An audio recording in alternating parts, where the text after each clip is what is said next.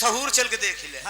बैठी बे सुपनखिया चला देखा कितना बड़ी पुगड़ी पोई के आगे बैठी बे। अब बाबूजी आगे आगे रावण पीछे पीछे मंदोदरी चल दे और करे 9 महीना निष्कान नहल नम और अचरे से पेट ढाकत रही अपने भाग्य देख के रावण का। रावण पहुंचा कहा हराम खोरीन कौन तेरी ऐसी दशा किया है? तो लोकपति दशकंधर की तुम बहन हो, कौन हरामखोर तेरे साथ जबरदस्ती कर दिया? उस हरामखोर से तूने मेरा परिचय नहीं बताया? कहा सुपनखा कहा भैया बताए है लेकिन मनबई नहीं तबो जबरदस्ती कही गया। कहा तुम मेरे लंका में रहने के काबिल नहीं हो, अब जाओ तुम मेरे घर से। आने का निष्कर्ष क्या निकल रहा है? 5-7 मिनट का भी रहा और बचा है। ध्यान दीजिए दशकंधर अपनी बहन सुपनखा को घर से भगा दिया। फटही लुगरी पहन के बियाबान जंगल में वो घूमने लगी। आज जब बियाबान जंगल में घूम रही है एक नौजवान आता है। एक नौजवान आता है और जंगल में उसको जब घूमते देखता है उसको दया आ गई। वो पास में पहुंचा और क्या पूछता है? बहुत अच्छी हमरों में लगी दिया। अरे कहाँ मकान है? अरे अब तू किसकी प्यारी हो? अरे विपिन में घूम रही तू क्यों मारी मारी हो? ये बात जब सुपनखा सुनती है उस नौजवान के मुखार बिंदु से तो मुड़ कर देखती है बाबूजी। अब मुड़ कर देखती है और कहती है, क्या कहती है कि राजा रावण की बहन, अरे राजा रावण की बहन अब मैं बड़ी भिखारन हूँ। अरे लूटा था जिसका चमन पिया मैं वही अभागन हूँ। कहने का मतलब बिरहा हम गावत है एकदम साफ लड़कियां लोग समझ गए हुए। कहने का मतलब कि वो जंगल में जो मिला है वो कोई गैर नहीं है, वही नौजवान है जो विद्युत जीवा जो सरोवर में उसके साथ जबरदस्ती किया था। कहा आपका गर्भ मेरे पेट में पल रहा है जो सरोवर में आप जबरदस्ती किए। मेरा भाई दशकंधर मुझे घर से भगा दिया है, आपका गर्भ लेकर मैं जंगल में भटक रही हूँ, मैं वो अभागन हूँ स्वामी। अरे बाप रे बाप, विद्युत जीवा को दया आ गई कि मेरे कारण ये लड़की जो है घर से भगा उठी है। बड़ी ऊंची बात विद्युत जीवा बोल दिया। क्या सुनो सुंदरी, मैं एक बात कह रहा हूँ क्या?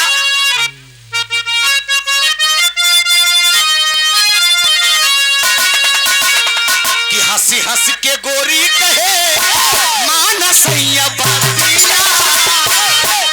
यही लॉकडाउन दुल्हनिया कहा अपने मन से दुआ से कि हंसी हंस के गोरी कहे अब मानसैया बातिया। हारी नाता हालाकी गढ़ा दिल बातिया। हंसी हंस के गोरी कहे मानसैया बातिया। हारी नाता हालाकी गढ़ा दिल बातिया।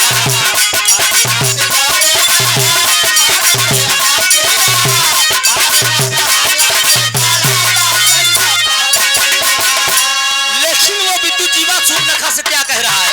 बोला विद्युत जीवा हंस के बोला रे बोला रे बोला रे बोला।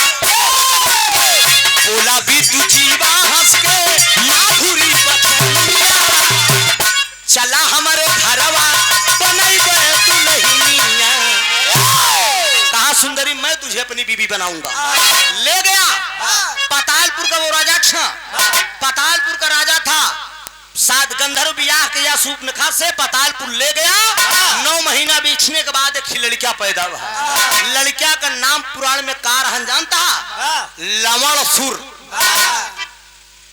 जान सुपनखा के पेट से जब लड़किया पैदा बहु, लड़किया का नाम रहन लवणसुर। मेरे दोस्त लड़किया पैदा हो गया। सुपनखा विद्युत जीवा पातालपुर में ऐश करे लागे। आई लंकापति राजा रावण बैठा वे लंका में आ जाए। ये अपने मन में एक दिन विचार करस लगा आई विचार करत बड़ा कचकचवा तर्ज लगे मिर्जापुरी चौलरी बेटवा।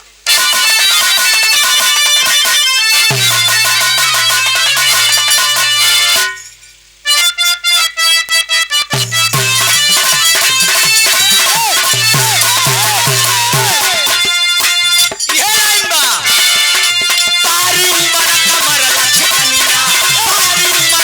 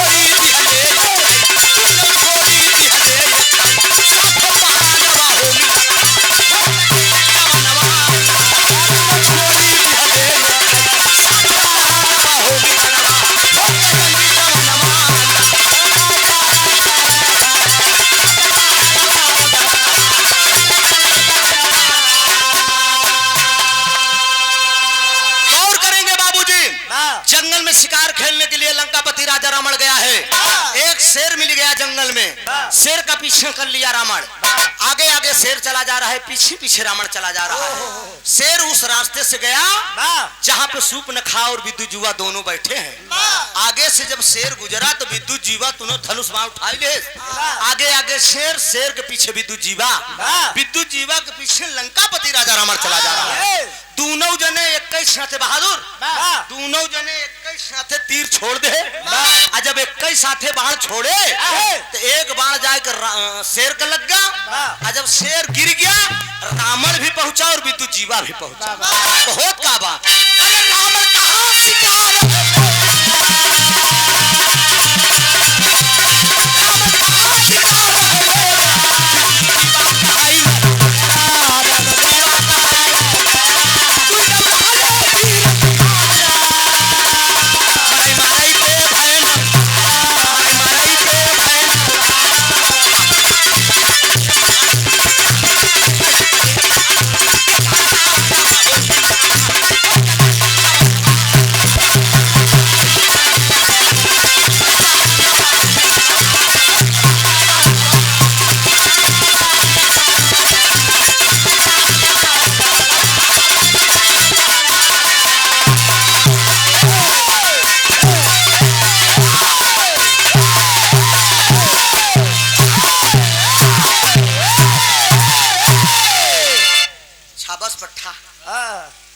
बहुत बढ़िया।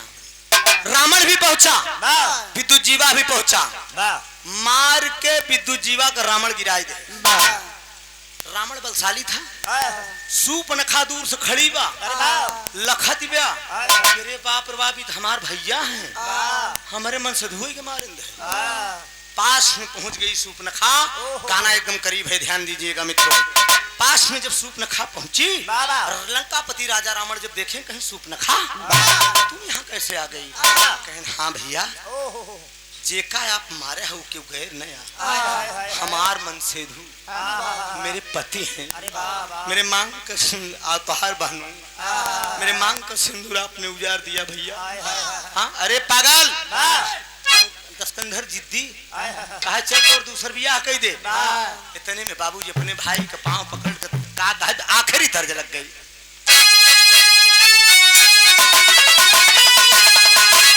ओहो, ई धुन के गाजीपुर का सम्राट बिरहा गायक, सम्राट कलाकार शिवमूरत चचा की गावत रहा। मर के भी इंसान का किरदार मर सकता नहीं, फन अगर जिंदा है तो फनकार मर सकता नहीं। शिवमूरत गुरु गावे, कैसे गावे?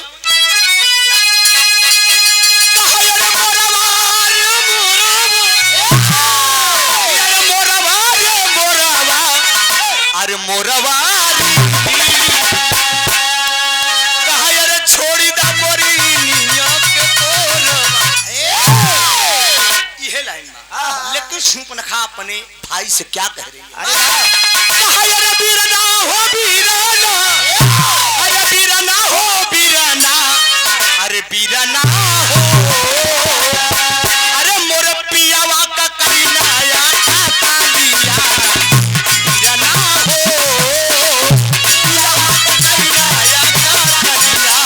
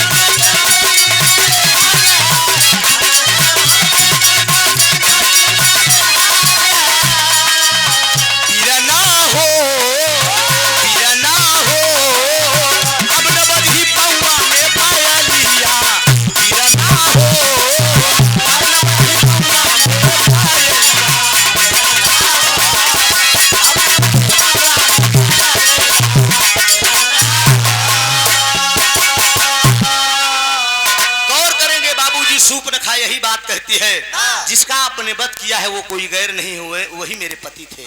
जब आप लंका से भगाए थे तो मैं अपनी एक अलग दुनिया बसाई थी।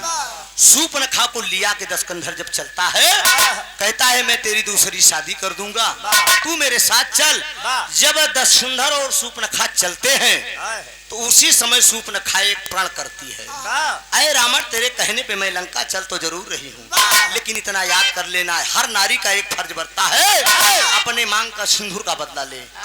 जिस तरह से तूने मेरे पति का वध किया है, मुझे अकेले विधवा बनाया है ना, जब तक हम लंका में रावण का ढेर न लगाए दे तब तक शूर्पणखा हमार नाम नहीं। यही बदले की भावना बसा कर शूर्पणखा जब आती है तो आखिरी भाव लगा,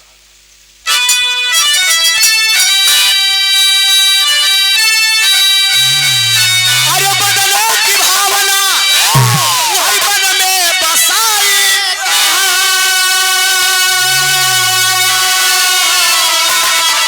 अरे कैली निवास है, अरे कैली निवास है वही पंचवटी जाई हो, कैली निवास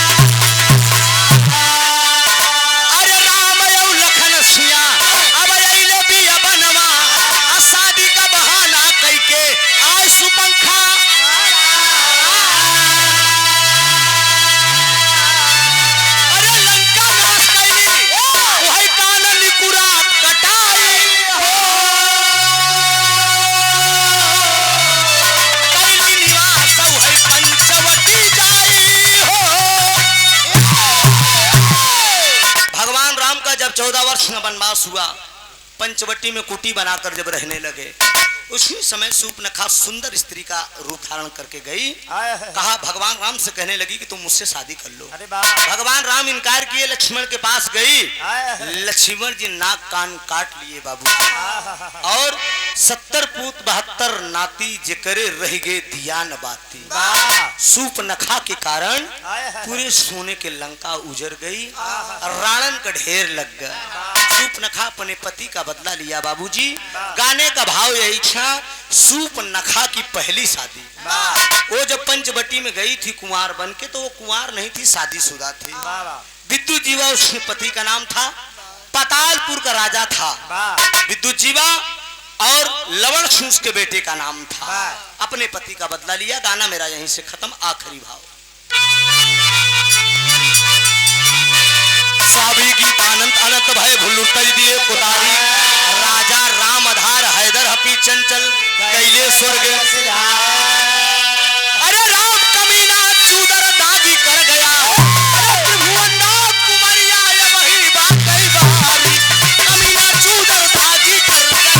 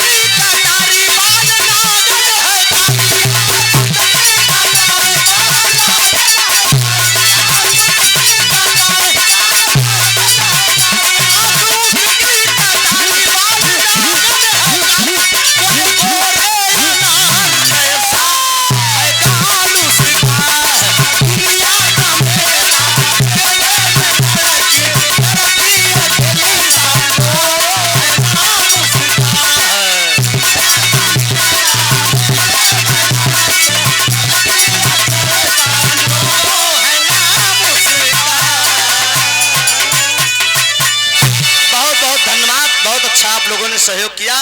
अब उसके बाद नंबर प्रीति जी का आया और बहुत अच्छा लगा। प्रधान जी आपकी बारात में आज हम लोग शामिल हुए, बड़ी खूबसूरत महफिल है। इसी ढंग से समा बना रहे दोस्त, धन्यवाद।